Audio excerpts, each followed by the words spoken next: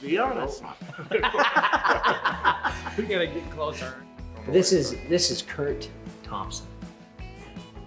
Let's talk a little bit about like getting the proper backing and making sure that we have the right preparation for finish work in the framing stages.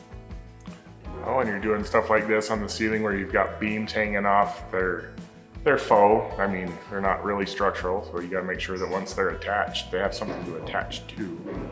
Like this, the joists run the same way as the beams. You gotta make sure there's plenty of backing in, especially if you've got lights hanging off of your beams. You gotta have the structure there to carry the weight. Stuff that, you know, you're not gonna have sagging stuff pulling away from your ceiling over time. We want a house to last a good long time and not have any pop joints and stuff like that.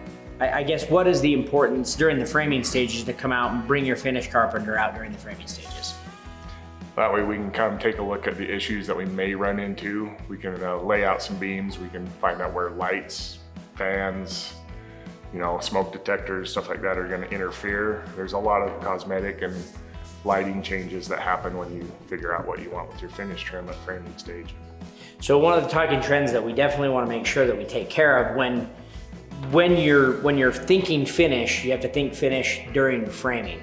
And those items have to be laid out during framing realistically. A lot of homeowners are like, well, we just want some beams on the wall, but the problem is if you're not thinking about that during that framing process, it can really mess things up.